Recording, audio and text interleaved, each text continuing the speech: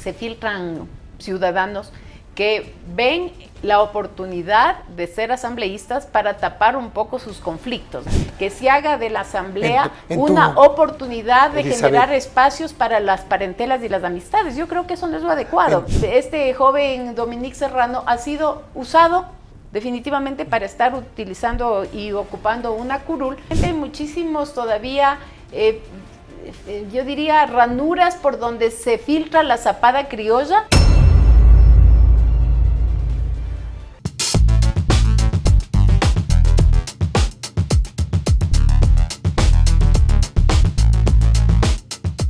Hay antecedentes que tienen que ver con el tema de la Asamblea Nacional y circunstancias que se vienen desarrollando en estas últimas semanas, en estos últimos días, a más de lo que significa la aprobación de leyes económicas urgentes. Hay otros temas como los de nepotismo, temas de denuncias de cometimiento de delitos execrables por parte de un asambleísta, y otros que en este caso han motivado inclusive que el presidente de la República presente una propuesta de reforma a la Constitución que determina pues la castración química, tema que lo hemos venido abordando y que ya está en conocimiento de la Corte Constitucional.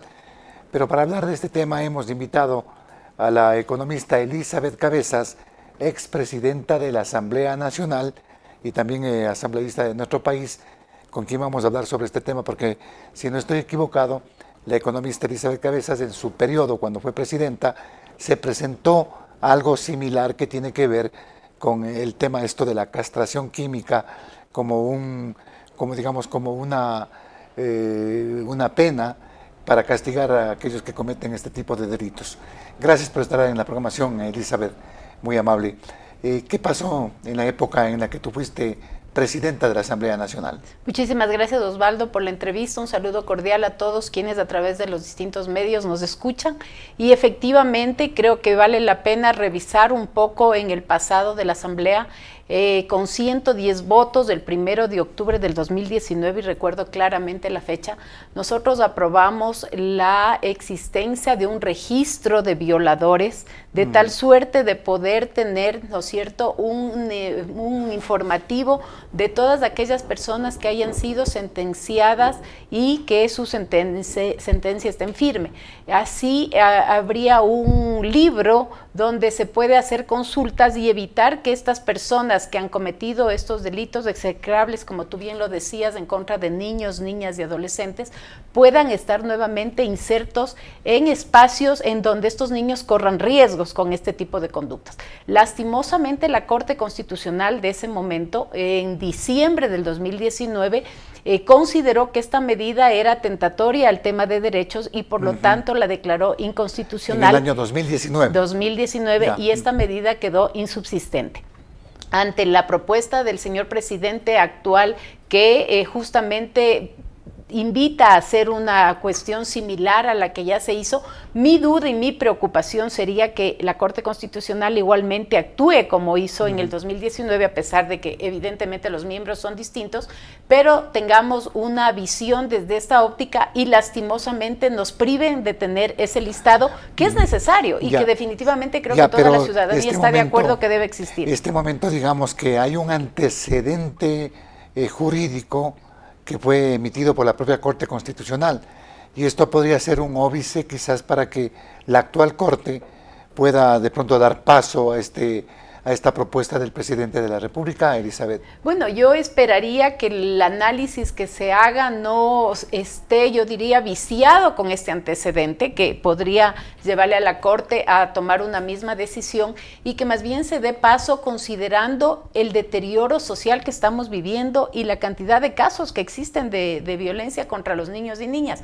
Yo veía unas estadísticas que fueron presentadas por la Fiscalía, son alrededor de 52,000 denuncias que se presentan y apenas un 4% llegan a un feliz término, es decir, no se hace justicia y la impunidad sigue campeando en este caso como en muchísimos otros que estamos viendo. Ya, pero 52,000 denuncias por delitos sexuales, dices tú, por en este delitos caso? sexuales a niños, niñas y adolescentes. Caramba, es bastantísimo. Es bastante, y lo penoso es que solamente 4% de esos llega a tener un enjuiciamiento y una sentencia. El resto de casos quedan en impunidad y existen muchísimos casos que además no se denuncian y por lo tanto la realidad de esta violencia a niños y niñas es gigantesca y es penosísima. Ahora, la Corte en su debido momento, cuando tú fuiste presidenta de la Asamblea, ¿qué es lo que argumentó para negar la creación de este archivo, de este libro de violadores? Fundamentalmente que no era un tema constitucional porque era tentatorio a la vida y a la privacidad y a los antecedentes de los ciudadanos,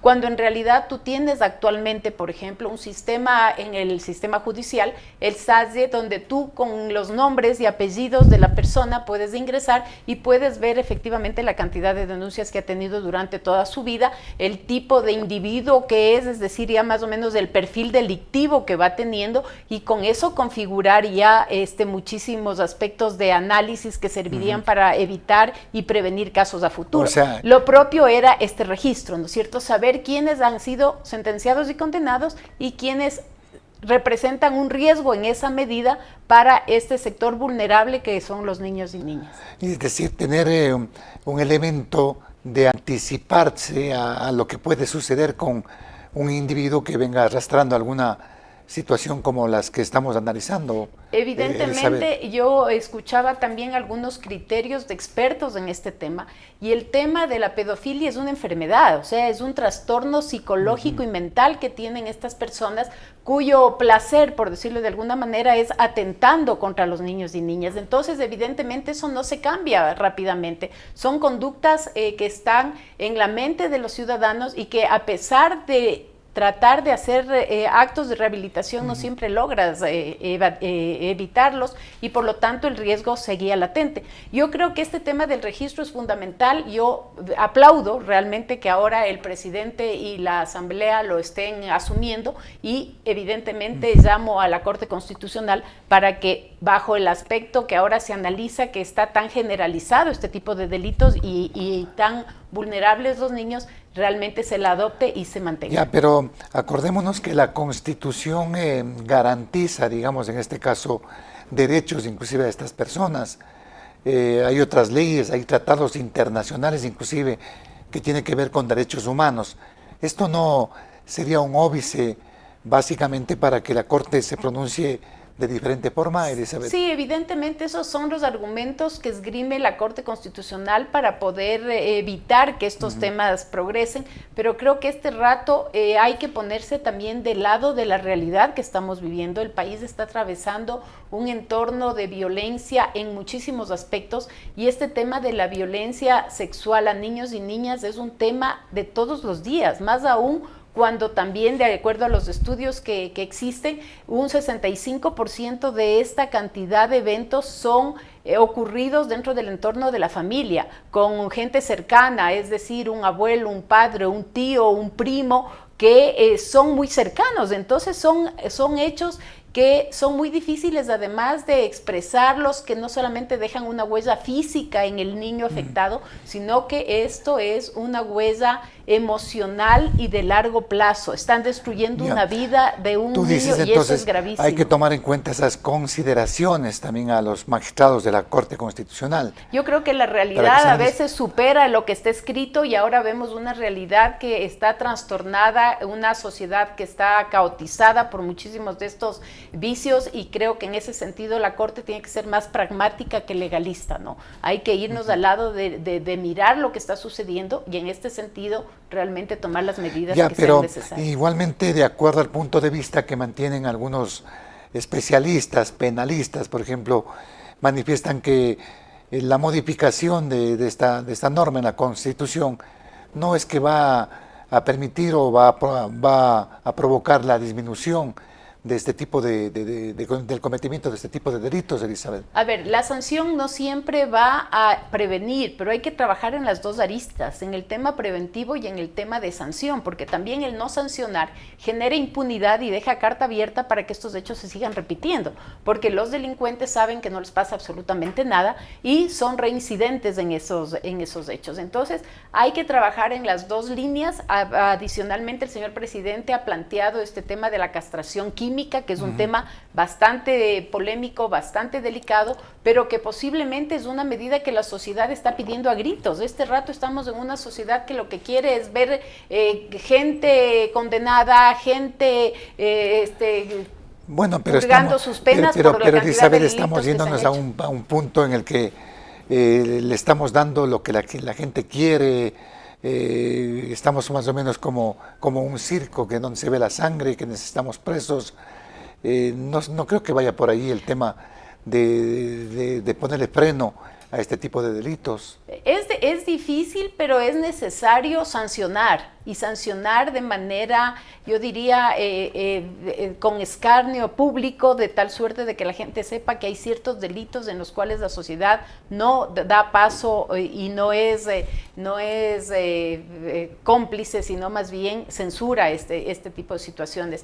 Por eso digo, es un tema delicado, pero definitivamente totalmente. El tema de los niños y niñas es el grupo vulnerable al que nosotros debemos proteger, y cualquier medida que se haga para la protección de los niños siempre será necesaria y será importante tomarla. ¿Qué pasaría si la Corte Constitucional se pronuncia en contra, tomando el argumento y tomando también una decisión anterior que fue tomada en el año 2019? Bueno, lastimosamente quedaríamos nuevamente sin este registro público que siendo reservado, sin embargo es de acceso para los órganos que así lo requieran, pero nos quedaríamos sin esa información que a mí me parece que es muy valiosa y que sí podría evitar a futuro casos de repetición en este tipo de situaciones. Recordemos también que en un momento, en el 2019 también, nosotros planteamos un juicio político a quien en ese momento era asambleísta, que fue Augusto Espinosa, que fue ministro de Educación.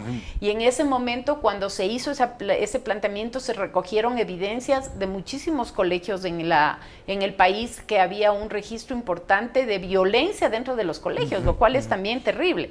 Y eso lastimosamente no progresó por la conformación de la votación en ese momento en la Asamblea Nacional. Pero es importante entender que no solamente... No porque Augusto haya sido violador, sino que fue ministro de Educación. Fue ministro de Educación como responsable de lo que pasaba en los colegios en ese momento para tener una sanción, y ahí es donde nosotros decíamos la necesidad de este registro, porque no puedes tener a un maestro con antecedentes de violación que se mantenga dentro de las escuelas o que simplemente se cambie de escuela, porque no es que con eso termina la amenaza, sino que expones a otro grupo de niños y niñas a una persona con un perfil delictivo que además representa una preocupación para los padres de familia y para los mismos niños. Bueno, es un tema, como tú lo dices, es un tema polémico, ¿no?, que tendrá que definirse, pero muchos dicen que esto se lanza, este tipo de temas, para un tanto desviar la atención de lo que realmente está pasando en el país, de lo que hay que analizar, hay que topar otros puntos, de lo que pasa en la propia Asamblea, Elizabeth. Bueno, yo espero que no sea esa la finalidad. Me parece que es un tema extremadamente importante y delicado para tomarlo como una boya de desvío de la atención. Esto yo creo que es un tema fundamental y que tiene que ser tratado con la responsabilidad y la dedicación y la atención que este tema así lo requiere. Definitivamente hay otros temas en el tapete, lo que tú has comentado dentro de la misma Asamblea, se han dado muchísimos conflictos últimamente, pero tendrán que ser atendidos en la medida de lo que las circunstancias se van dando, y este es un tema fundamental que tiene que ser tratado con la delicadeza y el tino que se merece. Pero este tema no se orienta, y precisamente inclusive en los timings que se están midiendo, se lo envía a propósito del asambleísta Santiago Díaz, que es acusado de violación de una menor, Elizabeth, bueno, para bloquear, para afectar a no sé si ese ha sido el detonante, pero evidentemente es terrible lo que se ha comentado y la justicia tiene que hacer lo suyo y evidentemente dar la máxima pena a los presuntos violadores. O sea, esto es un proceso judicial y en ese proceso tendrá que ventilarse las circunstancias en las que se ha dado este tema y evidentemente sancionarlas. De lo que entiendo, incluso ahora el gobierno nacional está dando una recompensa por ubicación de ese señor, $100,000, ¿no? porque no se le ubica, aparentemente dicen que ha salido del país, espero que no sea así y que pueda, pues evidentemente ser sancionado por las culpas que ha cometido. Este no es un solo antecedente, digamos, en la Asamblea. ¿Qué es lo que está pasando en la Asamblea Nacional? Que de a poco se ve degradación, inclusive en su accionar y en la forma de ser de ciertos asambleístas. Mira que Peter Calo también estuvo en la anterior asamblea involucrado y me parece que condenado por el tema de violación igualmente. Sí, fue condenado. Hay antecedentes con otros funcionarios, se hablan de un concejal en Santa Elena que tendría alguna cuestión característica con ADN. ¿Qué es lo que está pasando con la clase política y qué pasa en la asamblea? Bueno, yo lastimosamente tengo que decir que en muchas ocasiones dentro de la Asamblea Nacional, y ahora lo estamos evidenciando también, se filtran ciudadanos que ven la oportunidad de ser asambleístas para tapar un poco sus conflictos, ¿no es cierto? Usar esa posición de poder para negociar y para tratar de salir de estos problemas que han tenido durante su vida. Y eso me parece que es grave. Yo creo que también las organizaciones políticas tienen una gran responsabilidad porque el momento de hacer sus listas no filtran adecuadamente los nombres de los parientes y de quienes tengan este tipo de antecedentes. También hay el caso de este muchacho, Dominique Serrano, que ha sido yo diría la figura política más vista en la última semana, y yo hago un análisis de este muchacho y digo, no es culpa de él. O sea, este muchacho de 19 años ha sido utilizado por otros asambleístas con quienes ha tenido vínculos de amistad y de cercanía para estar en esa posición. Y el asambleístas chico como Egner Recalde. Entiendo que es Egner Recalde el vínculo porque la mamá de este muchacho trabajaba con Egner Recalde en su despacho. Entonces hay un vínculo de amistad que se va generando y este joven Dominique Serrano ha sido usado definitivamente para estar utilizando y ocupando una curul para la que posiblemente él ni siquiera tuvo aspiraciones ni deseos. Pero es que la ley te permite, pues, Elizabeth.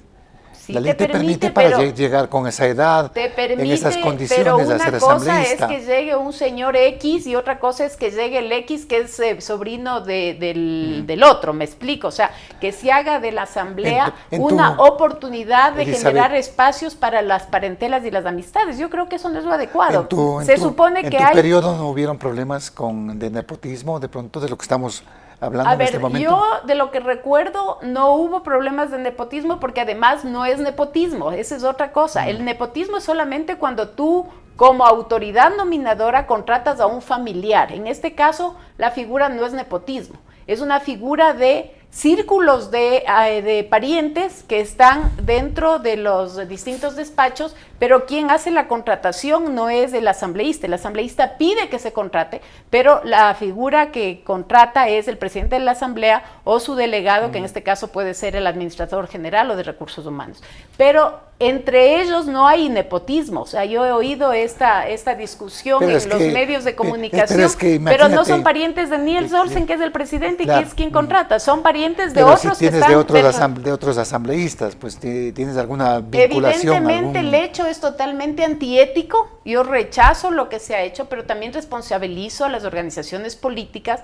que no han hecho una adecuada revisión de sus listas, porque se supone además que todos los que están en la lista han resultado de un periodo de primarias, entonces habría que revisar si efectivamente se hizo las primarias o solamente se puso a quien recomendó el uno o el otro. Pero es que también la ley electoral es permisiva en ese aspecto. Totalmente, sí, eso sí es ahí problema. puedes, con un grupo de militantes, entre comillas, designar y levantar la mano y decir que ya está la democracia interna. O sea, hay ya muchísimos, lastimosamente hay muchísimos todavía, yo diría ranuras por donde se filtra la zapada criolla y se hace de estos temas pues lo que ahora conocemos y lo que hemos visto. Claro, la zapada criolla es, mira, yo tengo mi pariente, contrátale tú. yo le contrato a tu pariente. Una contratación cruzada. Exactamente, así. ¿Eso ha sido una tónica en la Asamblea Nacional Permanente, Elizabeth? No, de lo que yo recuerdo, no, en mi periodo no tuvimos esos casos, al menos no fueron visibles o no nos enteramos, pero no fue una cosa tan repetitiva como la que se ha dado ahora lastimosamente. Y en esto de la Asamblea, ¿ves que hay circunstancias que están dándose? Por ejemplo, lo de la Revolución Ciudadana. Tú en tu momento fuiste parte de Alianza País, fuiste concejala también, ya te voy a preguntar otras cosas también al respecto, concejala de Quito, pero viviste ese momento de división que se dio en Alianza País. ¿Qué se puede evidenciar este momento en la Revolución Ciudadana, tomando en cuenta la salida de algunos asambleístas, la de Yajaira Urresta, que es la última que se va por discrepancias, por ofensas personales, y se habla que internamente podrían estar también con muchas discrepancias y casi fracturados? ¿Qué piensas de esto, Elizabeth? A ver, me da la oportunidad la pregunta para aclarar un poco lo que se generaliza a veces en la narrativa de los distintos actores políticos y de los medios.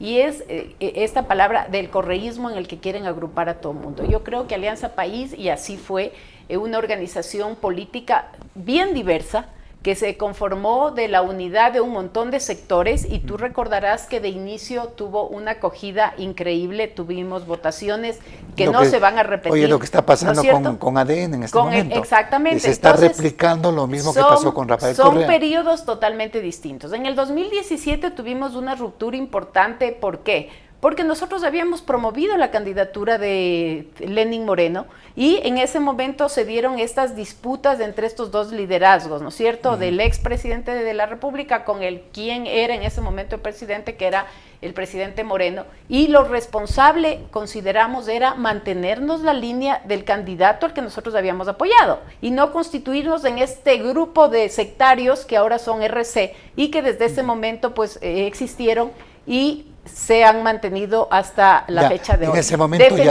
habían los sectarios, dices tú. Definitivamente con unas posiciones radicales, inentendibles, de defender cosas que ante la vista y paciencia de la gente no eran aceptables, y en las cuales nosotros no estábamos de acuerdo.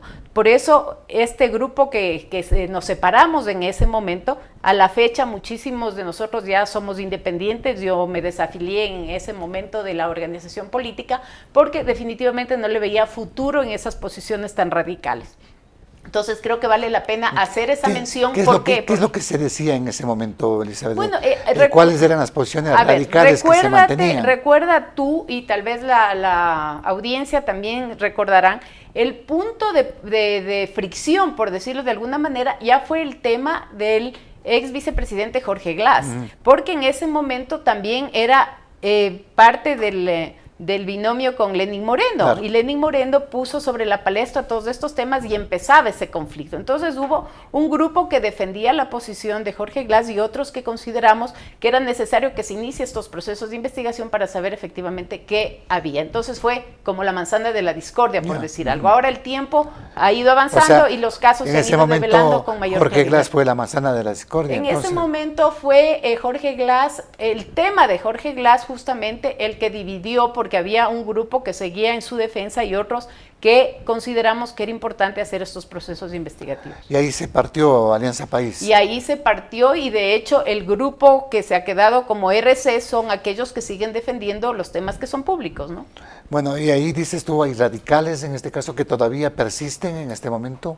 Bueno, basta con escuchar las posiciones que tienen y las expresiones permanentes, entonces uno se da cuenta en qué lado de la orilla están, ¿no? Bueno, ¿se podría repetir esta circunstancia que les pasó a ustedes, Elizabeth? Bueno, yo no sé, realmente ahora no conozco cuáles son los temas que se ventilan al interior de esa agrupación política, pero se está viendo al menos inconformidades, se está viendo al menos posiciones que no son concordantes con las generales y que les hacen a algunos tomar estas decisiones de salir. Otra cosa que yo creo que es importante decir, quienes ahora son parte de RC, nunca fueron parte de AP. O sea, se ha de ido de multando la gente No, pues y tienes, evidentemente, sí tienes allí, y evidentemente tienes una mira, gente totalmente las diferente que ni amistades- siquiera se les conoce. Ricardo Patiño, por ejemplo, que está ahora ahí, del cual Bueno, se él dice es uno que de incide de muchísimo. los que fue de la vieja guardia, pero la gran mayoría, si tú haces una revisión pormenorizada, es gente totalmente nueva. Franklin Samaniego, de los que me estoy acordando en este momento. Bueno, Franklin que- también es de los viejos con la Paola, que es también del grupo aquel, ¿no? Bueno, ¿y eso le está haciendo daño a la Revolución Ciudadana, esa incidencia Bueno, yo lo que creo de es ese que radicalismo de pronto? yo creo que sí es importante que se hagan una revisión al interno y ver qué temas son los de conflicto y ventilarlos. Yo desconozco realmente cuáles son las preocupaciones y las pugnas al interno, pero entendería que siempre van a ser estas posiciones de poder y los grupos que se van haciendo dentro de la misma organización ¿Qué política. piensas tú del liderazgo del expresidente Rafael Correa? Bueno, no quisiera opinar porque el expresidente Correa ya ha tenido términos en mi contra en varias ocasiones, pero considero que a la distancia no se puede manejar las cosas y que evidentemente puede tener una visión totalmente equívoca de la realidad que está viviendo el país. Correa, ¿qué te ha dicho? No he hablado yo traidora, no sé. hace añísimos, desde el día que me posesionaron en la Asamblea Nacional y que me insultó en todas las redes sociales, no he vuelto a tener contacto. No, nada más. Pero igual Correa sigue manteniendo liderazgo. Yo entiendo que en ese grupo sí, en el ¿no? grupo y en el país Por también, supuesto. pues mira que definitivamente hay un es buen porcentaje que una tiene, ¿no? opinión que tiene su peso y mientras los medios de comunicación y las organizaciones hablen de él, va a estar siempre vivo. Ya, yo te decía, ¿se está viviendo un fenómeno como el que se vivió con Rafael Correa en su momento? Bueno, yo creo que ADN 2007, está capitalizando una corriente de gente insatisfecha, de gente que está necesitando unos nuevos liderazgos y sobre todo este tipo de medidas radicales como para solucionar los graves problemas que vive el país.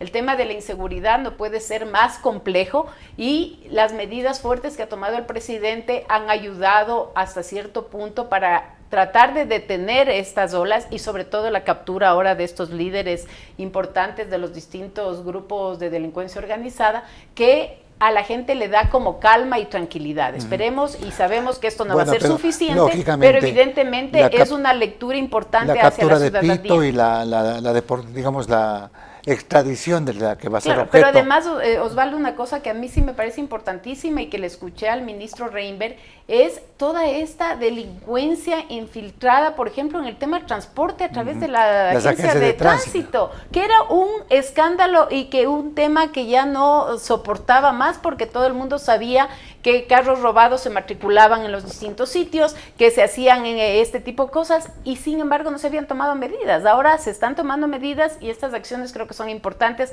para tratar al menos de poner un pare y ir sanando todos estos procesos. O sea, tú de dices, corrupción. hay buenos visos, está avanzando en el tema de la Yo creo que se están topando temas que antes nadie los ha topado.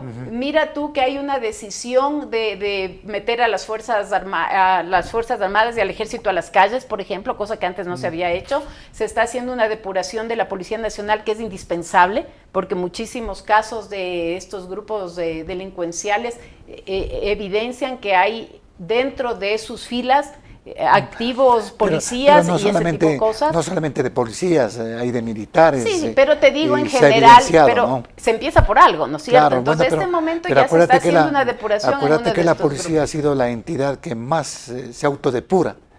Permanentemente, ¿no? pero también yo no le veo espíritu de sido cuerpo en la policía, porque algún elemento que lo cogen delinquiendo, pues lo ponen a órdenes de la justicia, de lo que se puede evidenciar en este caso. Sí, y también, también la otra cosa que me parece importante es la protección a ciertos policías, porque hemos tenido también policías que han cumplido con su deber, han atentado o han combatido a los delincuentes y de repente están presas de procesos judiciales en donde salen además culpables. Entonces, son cosas que no se entienden. ¿Tú estás de acuerdo con las leyes que se aprobaron últimamente, Elizabeth? Mira, lastimosamente debo decir que las circunstancias de la sociedad nos están obligando a ir a esas medidas, unas medidas mucho más radicales, mucho más fuertes, en donde a través de ellas se puede ir cortando estos canales de corrupción que están por todas partes dispersos.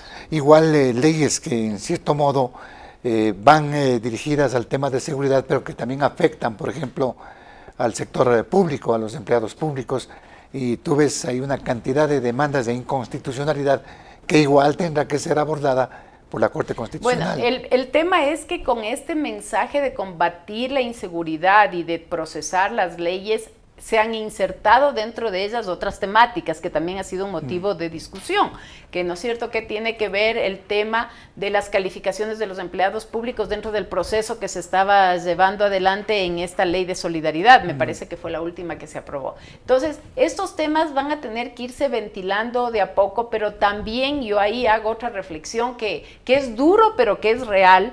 Tú, en nombre de la estabilidad laboral, has visto un deterioro en el servicio público que también es de reclamar. O sea, tú vas a una institución pública y ves a gente que realmente ni siquiera está en el puesto o que te tienen horas sentado haciendo un trámite con una impavidez que realmente a uno le incomoda. Entonces, creo que estos temas podrían, y digo así como una posibilidad, ayudar para que la gente valore sus puestos de trabajo y también se pongan más eficientes y más eficiales, porque en su momento, si no es una comodidad han habido empleados públicos que son buenos, a propósito, muchos de ellos, pero hay otros que lamentablemente dejan mucho que desear, a los que podría aplicarse esta ley. Pero todo está en manos de la Corte Constitucional porque tiene muchas demandas. Sí, ¿no? Efectivamente, hay como 17 o 18 demandas. La Corte tendrá que ir ventilando cada uno de los casos, pero también en nombre de los derechos adquiridos y de los derechos humanos se está haciendo demasiada injusticia para muchos grupos también. Eso también hay que considerarlo. Ahora, tú decías en este aspecto del asunto de la penetración de la delincuencia, la corrupción, pero sobre todo la delincuencia. El Estado está penetrado en este momento. ¿Qué se puede hacer? No solamente son las fuerzas del orden, es el Estado como tal, agencias de tránsito, los jueces, la justicia está penetrada y otras instancias igualmente, Elizabeth. Definitivamente es penoso reconocerlo, pero hay que hacerlo de tal suerte de tomar las medidas y los correctivos, porque si no es seguir en un ambiente de corruptela en el que ya las instancias, bien tú lo has dicho, tienen en sus filas gente que está trabajando para la delincuencia, no trabajando para la sociedad, sino trabajando para hacer fácil el trabajo que los delincuentes tienen que generar. Y en ese sentido, por ejemplo, en el tema de la justicia, es penoso saber que la justicia tiene un precio y que simplemente tú vas y compras una sentencia de un delincuente que agrede todo el tiempo y que va a una audiencia y a pesar de tener un hecho con pruebas y con flagrancia, los jueces le dicen que es inocente. Entonces, evidentemente, ante esa realidad, lo único que se puede hacer es una transformación total de lo que es la justicia en este país y de las distintas instancias que están permeadas. ¿Tú serías partidaria de una constituyente o no? ver, o de reformas constitucionales como se plantean.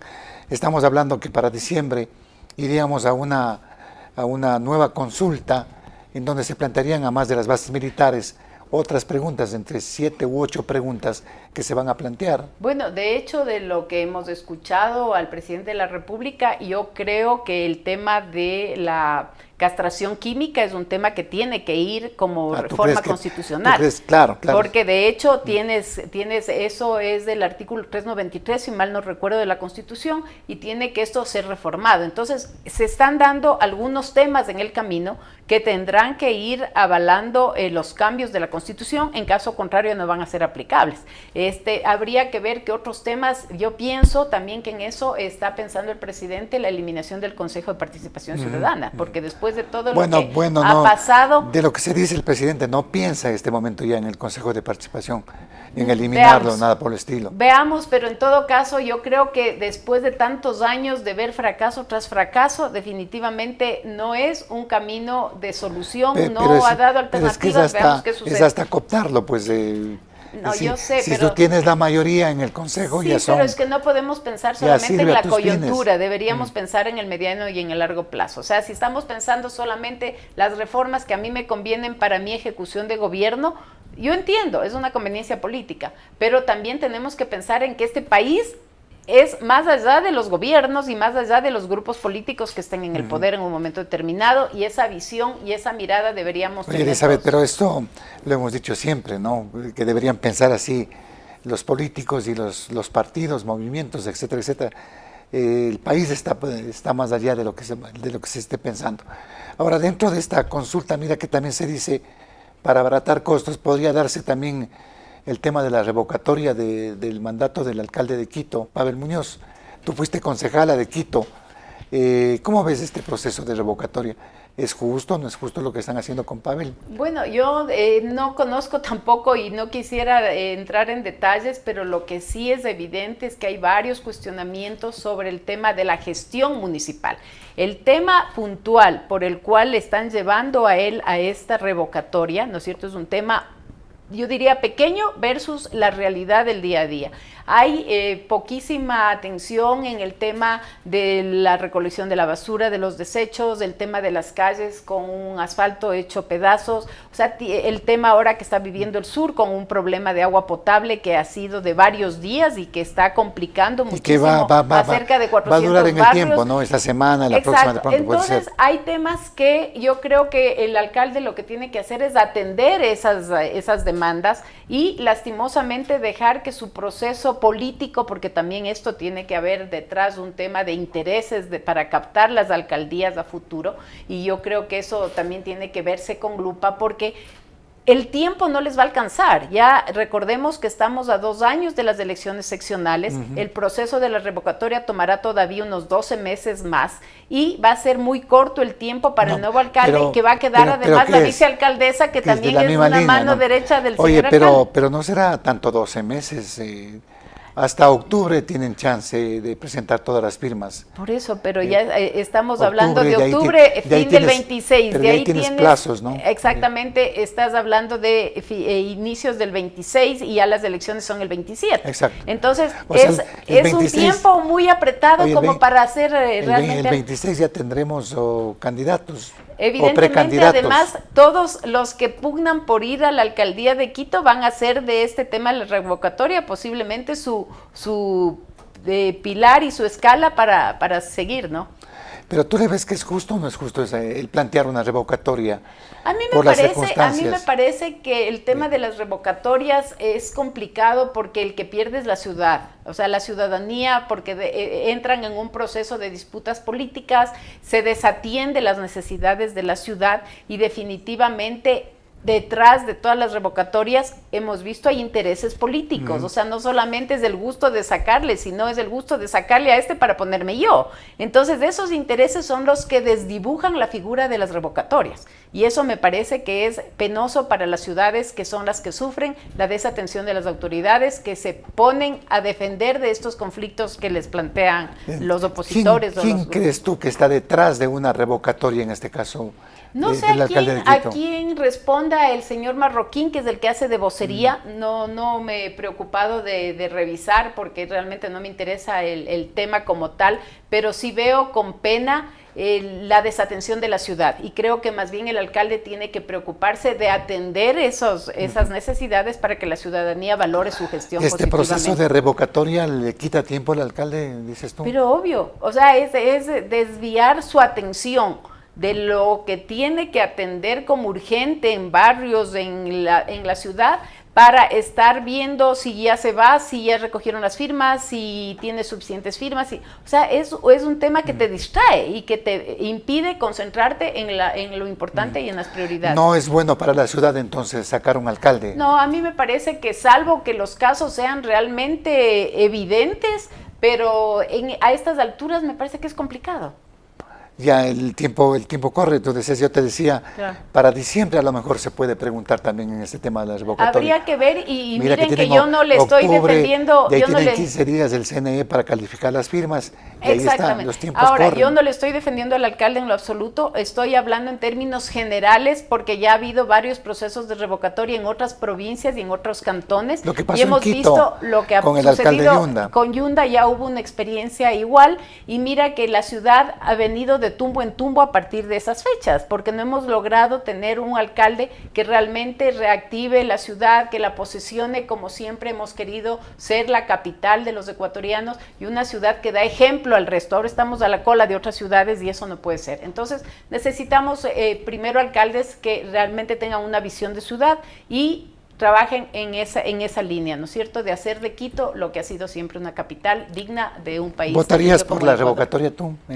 ¿Votarías por la revocatoria en el hecho de que se vaya a dar hipotéticamente? Depende de los tiempos, como te digo, si es que son tiempos ya muy cercanos a los procesos electorales, va a ser más un desgaste y un gasto de dinero y de recursos, más que una oportunidad de mejorar a la ciudad. Por eso que se aprovecharía, dicen, la convocatoria a esta consulta, ¿no?, del presidente de la República, que podría ahí también entrar. Bueno, estoy elucubrando en todo caso sobre estos temas. Elizabeth, ha sido un gusto tenerte por acá. A ti, Osvaldo, muchísimas gracias y un saludo a todos los ecuatorianos. Gracias a la economista Elizabeth Cabezas, expresidenta de la Asamblea Nacional, asambleísta y concejala también de la ciudad de Quito, que ha estado con nosotros en la programación de Frente al Personaje. No olviden que estamos en nuestras plataformas de Global Opinion, en nuestro canal de YouTube. Nos ayuda mucho con la suscripción. Suscríbase y vamos creciendo como medio de comunicación alternativo, que estamos presentando temas que son realmente de interés y en los cuales ustedes pueden dilucidar. Igualmente las redes sociales de Global Opinion, síganos en X, en TikTok, en Instagram y también en Facebook, en donde va a encontrar usted la coyuntura informativa permanente, diaria, de lo que ocurre en el país y a nivel internacional. El programa llegó gracias al apoyo de Thunder Mammoth. Más fuerte, más versátil, más eficiente. Kubiec. Más que un buen acero. Existimos para acelerar el cambio hacia una construcción sustentable. Recuerde que Frente al Personaje se emite de lunes a viernes a partir de las 17 horas. Mire el programa, comparte el contenido y así vamos a tener una sociedad y una ciudadanía mejor informada. Volveremos en las próximas horas con nuevos invitados y un nuevo tema. Soy Osvaldo Morocho Ampudia, agradecido por la sintonía.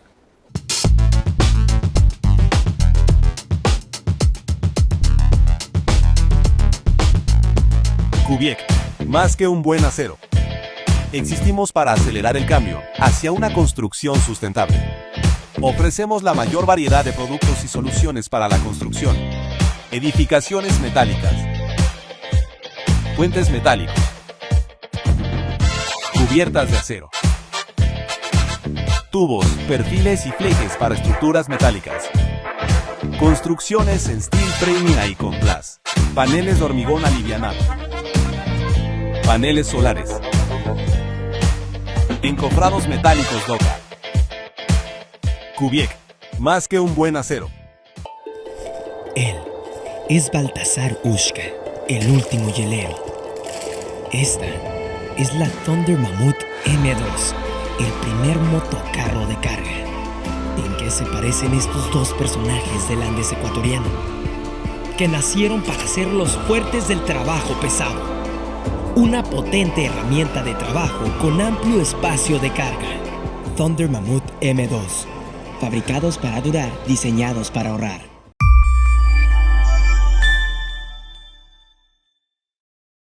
Los criterios de nuestros invitados no representan la opinión de este medio de comunicación.